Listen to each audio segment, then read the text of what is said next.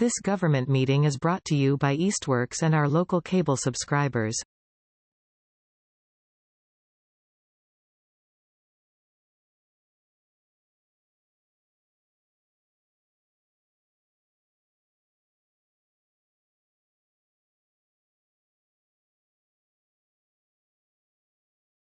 All right, starting the September 16th meeting of the Bees at 16. Sorry to anybody who was remote besides Sophie that did. Thank you for waiting, Sophie. Sorry about the timing. Also, if anybody else was remote, I hope they didn't stop. So, but we were held up by the ordinance committee. Okay, so you're muted, Sophie, so I see you speaking, but I haven't heard you yet. But I was just saying, don't worry. I was the only person here, so you didn't miss anyone. Great, good to know. Okay, so there are no members of the public, so I'm going to go ahead and assume that we're not doing any public speak. Meeting minute approval. Anybody like to do the thing? You weren't here. I've been absent for a couple meetings in a row, so I'm gonna. You can't say anything. Abstain. Motion to approve the minute. Motion approved. Seconded. The motion has been approved and seconded. All in favor? Aye. All abstaining. All opposed. Yeah. Okay, so Renee. Oh wait, no, Jenny. You want to give an after action for the invasive removals? We had a successful Bees Committee coffee meeting at Marigold, and subsequent invasive removal. We collected a potential new member, or at least a member of the public who's interested in getting involved on a volunteer basis. Had a lovely conversation over coffee, and then moved over to the area on the bike path that we've been working on. I think the main upshot is we were able to clear a bunch of Japanese knotweed, make some really good connections with people who were walking by. We've learned that having the sign out is probably a really good invitation for people to stop and chat. I can slow down, sorry. Where on the bike trail were you? We were right behind the feed store. Yeah. Perfectly good. At the tree theft spot. Yeah. Okay. The former Ed's Auto Body. So we had some really good conversations. Seems like people were excited about our work and happy to see us out there, and surprisingly knowledgeable. Like a lot of people were, biking by and said things like, "Oh, you're removing Japanese knotweed," which is great, just as a temperature check. And we've also been conducting a small-scale longitudinal biological experiment, wherein the last time we were out there, we left some of the cuttings piled up to see how aggressively they would resprout, and it seems like that was moderately successful. Which, if that's the case, would definitely speed up our process of not having to remove all of the material that we've cut down and transport it to the Maple Street School parking lot for DPW to maybe pick up. So we did, because I took it over there. The last month's was still sitting there, and we do need to grab that and take it to the dumpsters. And it was much lighter than the fresh stuff. It was well solarized. That's great. I mean, honestly, as far as process goes, I'm very happy with that. Yeah. Okay, just to make sure I got it straight. The alternative to leaving them out there is to bring it to Maple Street School, or do I have that? Am I missing something? Yeah, we bag it and we leave it in the Maple Street School parking lot, which Greg Nettleman from the DPW has graciously granted us access to. And when we remember to ask him, John, the head of the Parks Department, has been loaning us a person with a truck to carry it over there for us. Yeah. Nice. I forgot to ask this last time, so we just took it ourselves. We also had less because we weren't bagging the whole thing because of our longitudinal. Yeah, very rigorous. Very rigorous longitudinal. How many folks did you have on Saturday? One volunteer two volunteers and two committee members. Okay. My partner does count as volunteer. Absolutely. Thank you. And on the sort of experimental stuff, we decided that we will continue to bag anything that is gone to flower, or at least the portion of the plant that has flowered, which is why we went ahead and bagged this last Saturday. So because we want to prevent that seed formation and dropping, and they were dropping a lot of seeds while we were cutting them down, but no worse than if they'd not been cut down at all. Sorry for Were you done, or should I? No, I was going to ask if you had anything to add. Okay, sorry. And then we discussed, because we originally were going to kind of like, it would be winding down soon, but we discussed, and I think it would be wise to continue, especially with the Japanese knotweed, to go ahead and remove the canes even over winter, because that'll make it easier for us to do work in the spring if we don't have all the old canes to contend with. So I think at least until it gets too cold or something, it's worth continuing any knotweed options that we have. And then in terms of the two other observations about the completely bagging it and taking away versus leaving the canes on the ground, particularly with the knotweed. The first one being that the area that we had removed all the canes, I will say, also had more native growth regeneration than the area where we left the canes, but it may be worth simply doing some piling of the canes, because where we left the canes and piled the canes, there was no more knotweed regeneration, but there was less native regeneration because the canes were just so damn thick. But we did kind of leave them in a pile. So, and the other thing is we got to be careful at this time of year because we pissed off a nest of hornets. So we managed to not get stung, but we did move everybody back and stop. There's a bunch of stuff that we didn't collect that we otherwise would have collected because we were trying to not get stung. Sorry, so your conclusion about piling versus not piling, is there like a directive there, or you're just observing that where we piled there was less regeneration? Right. The experiment will continue. Yes. Mm-hmm. Now we have 2 whole data points. Yeah, 2 whole data points. Yeah, I mean, it'll be worth doing things like trying to evenly spread the canes versus leaving them in a pile and see what happens, blah, blah, blah. It would be interesting too to see sorry, I didn't mean to cut you off. Come like springtime after things have overwintered to see if that is, the breakdown, and see if what growth pops up in the spring, if there will be more natives in that area because of the, breakdown into the soil, or so the continuing science experiment will be interesting to see how it plays out. Yeah. And we started off with the sort of canonical, or, as I understood it, like removal regimen. And then I personally, when we were doing it last month, was a little bit inspired by the folks from Lathrop when we asked them what they did with the waste. And they're like, oh, we just tossed it on the ground. I was like, well, if that's working for them, and clearly it's working for them, if you have consistency, maybe that's just as good. Because one of the reasons for this, just to reiterate, is like with the group of, with a small group of volunteers, we can cut down a lot more. The bagging takes the lion's share of the work. Yeah. So when we're bagging, we are spending a lot of time on bagging. And if we can, I think the rate of removal will be worth any, extra regrowth that happens. We'll find out. It's a good hypothesis. Anything else on that? I think I should just specify that we had 3 committee members and 2 volunteers at the coffee hour. True. Not to overlook Happy that I attendance at got coffee hour. That's true. still make it to that. That was good. I think it's really nice that we're doing that. Yeah. And it was much easier to tell people a regular opportunity to get involved. Yeah. For the 12-second elevator pitch as they bike by. And we still have stuff that we can do that I think will help us a lot in terms of like flyering in order to, because we still haven't done that. Something not on the agenda, but I'll just toss in as a side note here is we actually have a Bluehost website. We have not hooked up the DNS yet, but we have a website that's in process. We're actually like literally working on it in a way that we never have been before, with the content filling in, and we will have something to show by next meeting for sure. I'm committing to that in a way that I have avoided committing to that. But also having the website available for folks. And I did, as an experimental thing, I did a blog post on the website that nobody can see yet for recording the invasive removal. Okay. Do we have future dates set for those? Second Saturday of every. It's the second Saturday of every month. Okay. So that'll be on the holiday weekend in October, I believe, which is not a problem. It's actually better for me because I don't have soccer finally on Saturday. Otherwise, my Saturdays are. Yeah.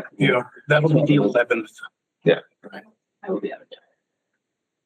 But yeah, the more the merrier. Come along. Yeah, I love him.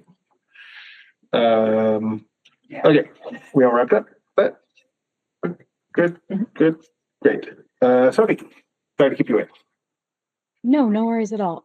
So one quick thing that I did not get to put on the agenda that I wanted to mention, I found out yesterday that we got the grant for the garden, which is really exciting. That's good news. Congratulations, Sophie. Thank you. The bad news is that they let me know that it's structured through a reimbursement, which was not mentioned on the application. So I basically have to report the spending and then we get the money back from them. So I do have to work with, Greg is out of the office this week. I do have to work with him to just see if we're able to front the money with the promise that it will be reimbursed through the program. I think either way, it's exciting and it's good news, but they kind of had it as a footnote on the email and I was like, I don't remember seeing it. So just another hoop to jump through, but still good news regardless. So yeah, didn't have time to add that to the agenda, but it's exciting. So the urban tree planting project, I think I had sent everyone an email within the last week or two about the professor at Smith. His name is Alex Barron. He has a few classes for seniors and underclassmen relating to sustainable and climate policy. And every semester he looks for projects that, collaborate with city planning departments or city sustainability departments to try and help his students get some real world experience. And so him and I have been working together to try to identify a project. And we looked at municipal action. I think it's 23 on the climate action plan about creating a municipal tree canopy type program. And he pitched it to his students and they are going to pick it up and they're going to do it. So that's a project that they're going to be working on this semester. I had asked everyone to see if there was any kind of progress that had been made, but from Hal's response, it didn't look like anything had been done. So I let him know that, and they're pretty much kind of starting with a blank slate is what it sounds like. But there is a potential for, I don't know, maybe the students to come to a committee meeting one night to chat, to collect information. I'll probably have more information on that as the semester goes on, but exciting that we were able to find something that works for them that also can help kind of make progress on our climate action plan. So good news all around. Great. Did you have something else, Al? No, my item is two down. Okay. That's wonderful news. I think the one thing I can try to dig up, I know that there was a draft tree species list that Owen Zarrett and the previous tree warden had been working on. Do you have that already? Or I do. I think I saw that in the Bees Committee folder, and I'm happy to forward that to them. But that was the only tree-related thing I think in that folder. So I think that's the only real substantive thing that we could contribute. But if there's any other way that we could support their work, and I'd love to, keep abreast of what they're working on. Awesome. Yeah, definitely. We'll keep you guys posted. Great. Fantastic. Any other questions? Okay. Renee and Jenny, seat swap.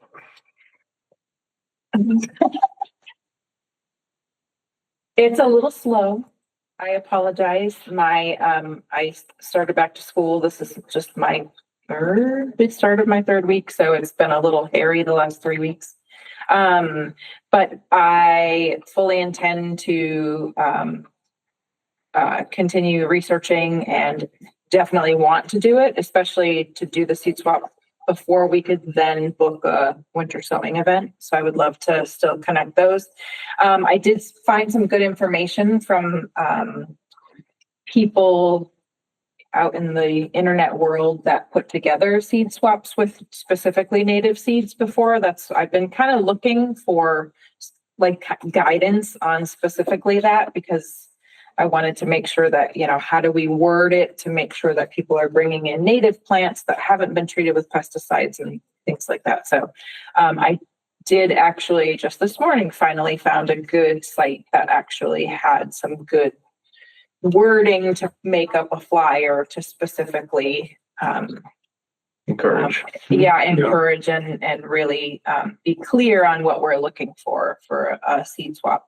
So Jenny and I are going to talk more about time frame. I'm guessing, I would assume So we're already in September. From what I've seen for seed swap events, it's been October, November, and then doing a winter sowing event in December, January is what I was seeing online. I don't, correct me if that's great. okay.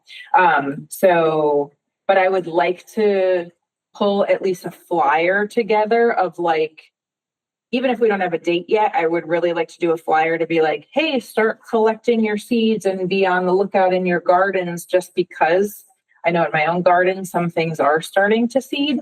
So I don't want to wait until we have a date and have everything planned to get the word out that it's going to be happening, because I don't want people to miss seeds that are already Right. ready to be. Is there guidance for the uninitiated on how to collect seeds and how to store them until you can swap them? I actually, that the site that I found this morning that has awesome information about a native seed swap gave tips like using a paper bag instead of a plastic bag, and so listing tips on how to collect as well as how to keep until the swap happens. And then we'll have to just come up with details on like, do we have people individually package them themselves, or do they just bring bags of seeds and people can pack their own? But those are details that we'll chat about as details come. I think so, as things kind of come together. But I would like to get a flyer out, like I said, sooner than later, so that people are at least starting to collect their seeds. Just for my own education and curiosity, could you send me the URL for the site? And totally. I'd like to take a look. And God knows, maybe there's something in my garden that's worth. Yeah, and it was really, I was just finding so many things about just regular seed swaps, and a lot of them had to do with like vegetable seeds. So I just was hunting for just native seeds and how do we easily explain what we're looking for. So yeah, I'll send it to you tonight. Yeah. Right. Great, cool, sounds awesome.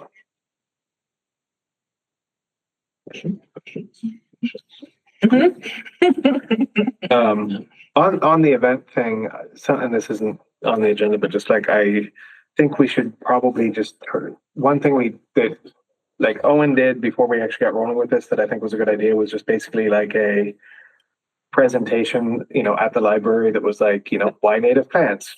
What other? I have like a presentation that I did at my last company that I could like revamp, and I don't think it needs to change is the thing. I think we could literally do the same presentation, or people could do their own variations on it like twice a year and just try and throw it out at like the annex or the library, or rotate venues, maybe like, try and get Old City Hall or something. And, and just tell people this is, if you've been to one of these, you've seen the material. We're just trying to get more fresh word out. And I think that would be a really simple, like, I think most of us at this point could probably give that talk like almost off the top of our heads. Obviously, a nice little PowerPoint is probably better. But I think we should probably just do that. So yeah, if anybody, like, we can, if anybody wants to just like schedule something and put it out there, I think that's fine. And then, we can add it to the list on the website. I was going to say, can we add it to the website too, then? Yeah. So people are just scrolling. If anybody's feeling inspired, go for it. Okay. If not, I will see if what I can dig up. And if you have a presentation, like what I might do for starters, I think that was. I might have one that I did for school. Let me check when I get home, because I gave a presentation at school, a very simple, it might even be one slide with just like different bubbles of like, these are the 5 reasons or whatever. Let me look. Yeah, and it would be worth uploading to the shared drive. And then we can all just kind of noodle on it or expand it or whatever and whip it into shape if So keep it simple, keep it easy read. Yeah, look for like probably 30 to 45 minutes total. Give people time for questions afterwards. And then just do it on a recurring basis. Like when Owen did the thing at the library, it was packed to the gills. So Nice. I think and as we found out from our attempts to do the garden planning thing, I think there's an element of people want more of that lecture format. Yes. Yeah. Or, we got the coffee hour for the interactive stuff and that's recurring, but I think, for an actual event, I think more of a presentation is going to work better for us. So sorry, that wasn't technically on the agenda, but it's an event. I think that's a great idea. Yeah. Events. That's part of the type of thing that we could look at is like creating sort of like a yearly cadence for what happens. The seed swap in the fall, and then the sowing event, and then invasive removal all year round or whatever. I don't know. So that would be kind of cool. That way, you just kind of like plug and play with like, here's what we do. It's March. Yeah, and with our success at getting money for the garden, that can enter into the yearly cadence. Right. Absolutely. How has potentially a little bit of bad news about a potential pollinator evening? I'm afraid it's a bust, at least for this year. Last meeting, I told you I'd been, trying to work with this guy, Nick Pietronero. And he's apparently very busy. But his suggestion, which I followed up on, is suggest a couple of sites, suggest a few dates, and we'll see what we can do. So the day after our last meeting, I suggested a couple of sites and 5 dates. And last week, the 9th, I get an email from him. Oh, I'm so sorry, I didn't see this. And so it essentially, in the crush of what he does for his day job, it didn't get acted on. And he's busy. The last 2 dates I suggested are tomorrow and the day after, and he's committed for those. So I just don't. I think our window of opportunity for this summer is closing. Yeah. So we can try again next year. I'm given the difficulty of communicating with this guy, I guess I don't enter it with great optimism, but what the hell, costs nothing to try. And just given the course of springs here, we are looking at a late summer sort of event. So anyways, Since we had a lot of people that were really excited about the concept, would it be worth trying to reach out to like the entomology departments at some of the local universities and seeing if anybody, either grad student or professor, might be willing to hook us up? I think that's worthwhile. There's a master gardener workshop every year. Generally have it in Deerfield and over out in the Berkshires. That's another group. So I take your suggestion and I can try and do that. Just make some calls, send some emails, and say, hey, we'd kind of like to do this. Do you know anybody who we might talk to? Yeah. So I think that's a good suggestion. What's the nature of the event? Sorry, I missed the. The whole idea was, even though I have bee books on my coffee table, I look at bees and I'm kind of, what the fuck is that? And I That's going in the transcript. So that was that element. But Nick has also something more of an ecological background in terms of how the bees use structure and select certain plants based on physical characteristics, locational characteristics. So without telling somebody else what they should be telling us, these are the sorts of things that I would envision we're trying to learn. Okay. And my selfish interest, public presentation sort of thing. Not formal. This is what I talked informally with Nick about, which is just have a meeting of, 8 to 10 to 12 people, where we can comfortably walk around, ask questions, and not have it formal. Again, with clearly recognizing that it will evolve from the first try to whatever it evolves to. So the reason I asked for clarification is I know a gentleman who I think works for DEP, who I believe is an entomologist as well, who maybe would be interested in doing something like that. So anybody like this would be interested in, talking to. Yeah. And, we want to set it up in a place and a format that they would be comfortable with. Okay. Not everybody is. feel comfortable talking to. I was gonna say the bee walk was in part because Nick kind of thought that would be more fun, but like Right. if like with the same thing earlier, if we somebody who would give a presentation, that'd be great. If they wanted to give a walk, that would be great. Like, Right. Exactly. Yeah. And I had very selfish interests too. I wanted to get Nick to come over and look at my garden. And what am I doing right? What am I doing wrong? Yeah. So, Yeah. Right.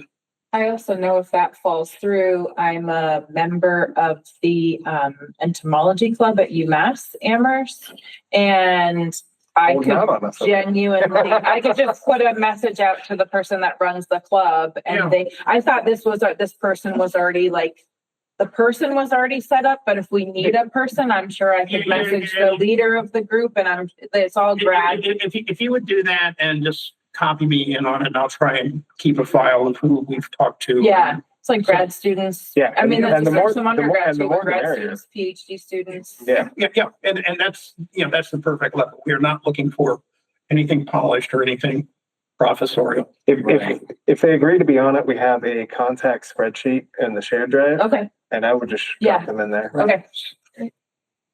I mean, I would ask them if they're okay with being on that. Yeah, list, I'll but- check with them. Okay, thanks. Yeah. Yeah. Anyways, maybe we can take this minor setback and use it to build to something better next year. Yeah, I absolutely think so. As far as timing goes, I think there's the question of when are there floral resources available, and then when is there, like, where's there stuff for bees to be accessing pollen and nectar through frost, and then there's the question of when is there daytime in the evening when most of us are free. And I do feel like if we find a spot that has a lot of asters and goldenrod, we might be able to push the window as far as finding, like, we might be able to, have a month or so before frost. Just a question of finding a time. Goldenrod at my house is certainly Very possibly. Oh, yeah, I the walked goldenrod around the asters. old trolley area, and there were huge fields of goldenrod Like, there. I've been seeing bees on goldenrod and asters, and I feel like that could be an option as far I as. find a lot more goldenrod than I do asters. Yeah. I mean, so and to be clear, Nick just got excited about something one time on a group that I'm on, and kind of volunteered, and then I pitched him on it, and he sounded like a good idea, but then I kind of dropped the ball and I asked how to pick it up. I don't think it's anything wrong with him, but if any of your folks wanted to come in fast and hot, that'd be awesome. Yeah. Okay. So thank you for rehashing the entire. Yeah, no problem. This is interesting. I mean, we'll make something positive out of it somehow. I think we're, building a repertoire of potential events. And if we find a good connection and somebody who's willing to do it, we can just figure out what the timing works. And Especially something like this, because I feel like there's benefits to doing it in the spring and there's benefits to doing it in the fall, because there's so many different reasons, the things that they might need when they're coming out of hibernation and creating new colonies and things, but yet also overwintering. As we're getting into just thinking about entomologists more generally, I think it would be really cool if we could find somebody to give us a talk on, pest insects and why they're generally, unless they're invasive, they're not as bad as you think, and how to work with them and how to live with them. I think that would be super cool too. And it's brought to you by my own story of hornets living under my water barrel. I have hornets living under my water barrel. They left me alone all summer until 2 weeks ago, and one of them stung me. But and then I learned more about their life cycle, which I won't go through here. But anyway, so there are opportunities to learn how to live with things pretty easily, honestly. And having some experts tell us the best ways to do that would be kind of awesome. one of the lectures in the pollinator stewardship program that Renee's currently enrolled in. Are you finished? So I have pollinator partnership, and yes, there's another WASP guy too that has written some books. Eaton is his last name. He did a presentation with a different organization on Zoom, and so between that person, I thought of that person, but then didn't even think of that person. So there might be two potential WASP kind of people that. A very charismatic local activist who's very dedicated to educating people about dangers And the life cycles and when to do things. And if you do it too late, then you're killing next year's colony and things like that. So Yeah. Very cool. Love that idea. All right. So have a couple of folks who I think you guys are going to take a little bit of action. Yeah, on I'll that. reach out Maybe to them. Then copy Howland if somebody's willing to do something and he can drive forward on the actual event planning either this year or starting to set up for next year. All right. And then the last agenda item is me. I am currently working like 10 to 12-hour days a lot and just don't feel like I have the time and energy to like help keep the committee moving. And I have, while observing committees, something that I would like to avoid is holding space when I'm not able to do the work. I think that there's a lot of cases where people with good intention continue to like hold the space, even if they, can't or are burnt out of like doing the work anymore. And I would like to not do that. And I would also like to start thinking about a transition while, before I like just pull chocks and leave. So two parts of this. One, I would like to step out of the chair as soon as anybody else is willing to step into it. And we can either vote on that tonight if anybody wants to volunteer, or I can just like leave you all with that and we can do it sometime in the future. And then the other part of that is I'm going to be actively seeking somebody to replace me. And if you are all welcome to find some, also seek somebody to actively replace me. I think from my point of view on this, I would like to find somebody who has more time to dedicate to this than certainly I do right now. And for better or for worse, I think many of us do. I think one thing that's like kind of stymieing our efforts is we are all very busy at the moment. And I would like to find somebody who is retired, has a partner who is the primary breadwinner, what doesn't have a job yet, or their job is like more reasonable hours. And I think all of our are working or not trying to do, like school at the same time or something. And this is certainly no knock on anybody else at all or anything. I just I want to leave room for the committee needs somebody who has a little bit more time to invest in it. And since I don't have that right now, I'm going to model the things that I think should happen. With this, I intend to continue volunteering with the committee, and I can still it'll be easier for me to maintain that stuff. So I will still help with the website, presuming the committee goes to let me keep doing that or whatever. I will still, still be showing up for invasive removals and coffee hours and all that other stuff. So certainly I'm not going to be disappearing. And in the eventuality that my job backs off in the future, my hope is that I could take that time and maybe be able to find a way to form a nonprofit Friends of the Bees Committee, sort of like volunteer arm to work with. And then that would unlock some things for us. If that eventuality happened, that would potentially unlock some things for us, because I could do things like have a bank account that we could like move grants into the way the Friends of the Manhand does and some other stuff like that. So, not backing off of the work, just backing off of the role for the moment. So friendly suggestion. I think all of us should just start talking to people we have contact with and, see what we can do to identify, Sean 2.0. But Are there other better, faster, and vacancies stronger on the committee? The agriculture, Melody. yeah, Right, the agricultural committee, but you're a general public member, right? As far as I know, we're full up on general public. I think the only Okay, but that was my third point of coming to. The second thing I want from you is just kind of a statement of what you have been doing as chair and what the new chair needs to be willing to take on. Mm-hmm. I mean, obviously moldable and malleable in the future. The third point I want to bring up, just, I'm on the committee as Conservation Commission person, and I am feeling stretched. And I find the mandated linkage between Conservation and Commission, Conservation Commission Bees Committee could be a disincentive to other people from wanting to step forward. And I don't know how you feel about that with your work. I I certainly feel stretched. Yeah, Because okay. I've got other things So, too. so I want to raise the philosophical commission. Should we work with Tony or others to see, does this mandated linkage between certain city commissions, organizations, is that critical to the existence and function of the Bees Committee? Right. And that's a philosophical question, and it's not something that will be answered over a beer this evening. But you know, I think it's I think it's valid to question that and to see, what the options may be to revise it. Right. You have the city councilor who obviously is, stretched in a lot of different directions, and we have somebody who was in front of the cushion who sort of, quiet quit, I guess, in a way, and like.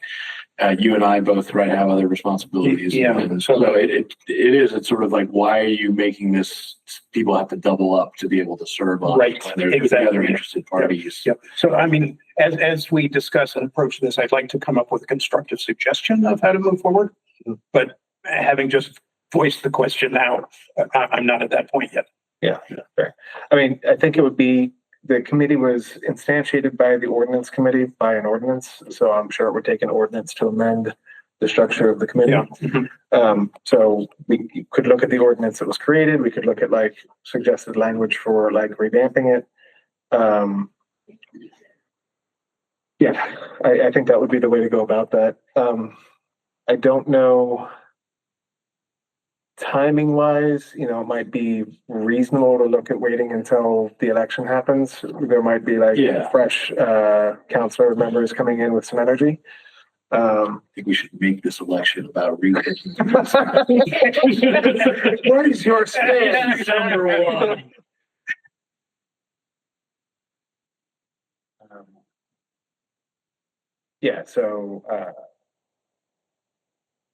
I mean, I think that's really, I mean, it would be, I understand why we want the linkage, because ideally there would be more interplay, but we have to be doing work in order for there to be, work at a certain scale in order for there to actually be interplay. And like right now we haven't, we are getting good work done. We are, especially in the last few months, I think we're, unlocking some foundational things, which will make it a lot easier for us to do the sort of work we want to do in the future. But also to Hal's point, I don't know that it is any better to force somebody from the energy committee or the conservation committee to come to this versus just having people that actually have time and energy to go to those committees when there's something to talk about. Mm-hmm. So that makes a lot of sense to me. And I don't think it would be bad to go back with the ordinance and basically be like, we understand the reasons for this. This was a good idea. Here's the ways in which it's being somewhat dysfunctional. Or now that we've done this for 2 years and we understand what our needs are. Right. Exactly. And really, what this committee is trying to do, it doesn't necessarily require it, but what we do versus what those three other committees are doing, are kind of very different. Right. Things this is much more active, program oriented, action oriented stuff. Whereas, agriculture and conservation are different in terms of they're more reactive to things. And then energy is a little more active, but in a different way, right? Too, than what we're doing here, actively engaging with the landscape here. Yeah. And, I will say that our broad mandate and what I would eventually like the committee to evolve into involves a lot more things than just the native plants and the biodiversity.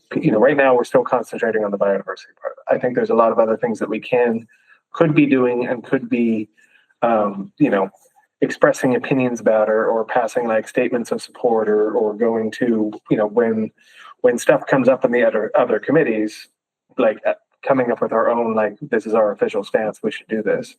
But again, all of this comes back to both having that platform that we're being successful in building, not as quickly as I'd like, but we are getting that platform started to be built, but also with having people that have, just the time for the effort. So yeah, I mean, I think that's totally valid and would be worth looking at as we go forward as well. So we could try and, I would say take a note and we can start. I think we should start looking at how we might want to revamp the ordinance. Right. Okay. Come up with proposals of that and put it on the agenda for the next time. So any volunteers? Oh, do you want me to give a statement of what I currently do?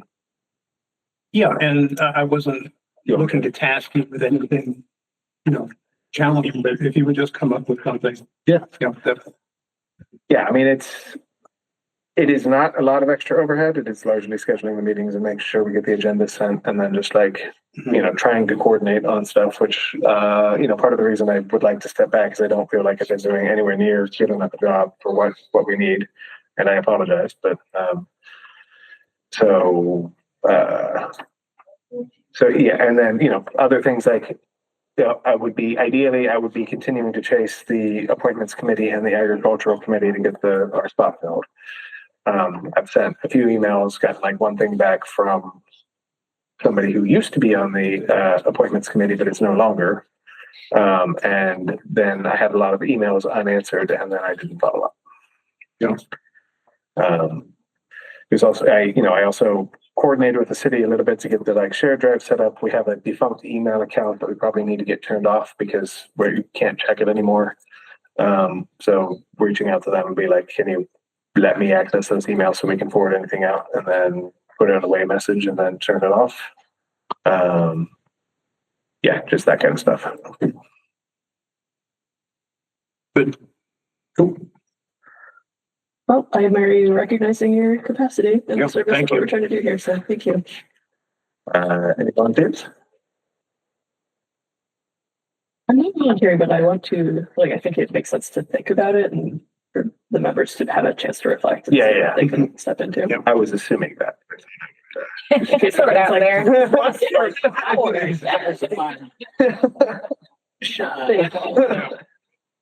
Good segue to our next agenda item, which is pick next meeting time and date. This is fresh on my mind. Help me remember not to set it for 6:00 on a Tuesday, because I actually have something that's right before this. Actually, Tuesdays just got way worse for me, so I can't really do Tuesdays anymore. Not really bad, really good, just not, complete conflict.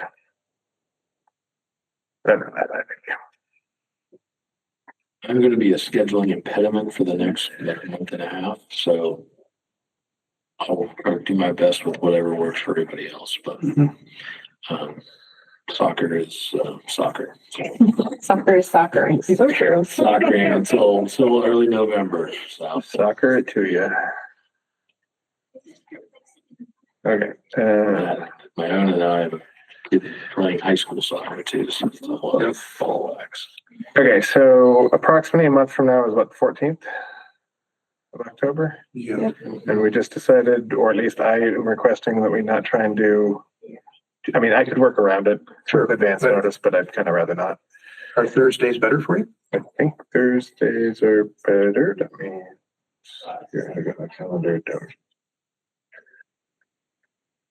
I can show, looks like 3 days. There we go. Yeah, Thursdays are definitely better. Does anybody have the city calendar pulled up? I don't have the city calendar. No, sorry. There's probably a way to get to it, but I don't know what it is. Yeah, if you all are then for the regular. Well, The calendar. Okay.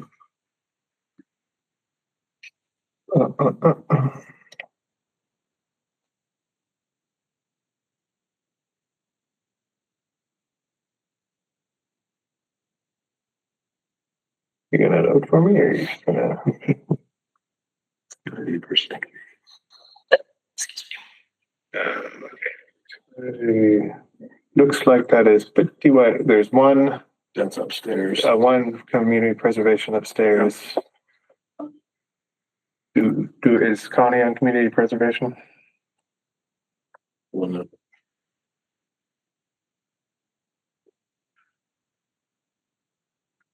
Let's also check with Sophie and see if this would work for her. Yeah, Sophie, how we doing for you? If we did the 16th. You're looking at the 16th. I think there's a chance I have. Let me look at my calendar. I have an appointment that goes until about 6:30, so I could hop on around 6:30 and provide any updates if that works for everyone else. Yeah. I think that would be fine. Yeah. Okay. You know, so have a conflict that day. Is the 15th better for folks? It's fine for me. It looks like it's Fine for me. the Yeah. city or something. Probably hop out of practice that day to get here by 6. I mean, we can also I do have another coach with me, so. Manhands upstairs. Nothing in B though. Wait, I mean, we can also do a little bit later, like 6:30 or 7. I don't want to drag people through late, but it's Yeah, I mean, I'm fine with whatever. I can try to make it work. Yeah. So, Sophie, how about the 15th? That sounds good to me. And you're looking at 6:30 or 6? I think 6:30 for, Yeah, I have a sense that 6:30 is better for more people. okay. Yeah, so let's do 6:30 on the 15th, so Wednesday.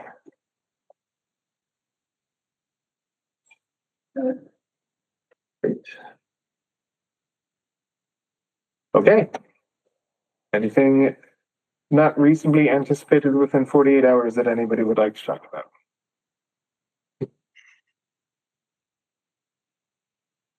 What's this weekend's event, Sophie? I know it's more energy related, but I just figured. Sunday. Sunday at the, Yes. The Technical. Sunday Energy Fair. It's going to be at Smith Vocational and Agricultural High School from 1 to 4. My presentation on Easthampton sustainable initiatives will be from 2:40 to 2:50 in the library, if anyone's interested. How much hooping and hollering do you want? Yeah. A lot. Science makers is perfect. Yeah. I'll bring my Vuvuzela. Thank you. Thank you. Yeah. So yeah, that's on Sunday, 1 to 4. If anyone's yeah, interested. and I'm sorry, I have to ask, this might be unpleasant. Did Art in the Garden get screwed by the thunderstorms last week? Such a good question. So we decided to still go through with it just because we had a rain plan and we had the indoor location to put the stuff that couldn't be outside. So the art, Yeah. there wasn't a risk that the art was going to get ruined. And we surprisingly had people show up right at 2 before the storm started to try to make the rounds. And then we had people show up right after the storm ended. So people were really interested in it. I think the focus was definitely more on art than pollinator stuff. I tried to kind of slip in sustainability composting where I could.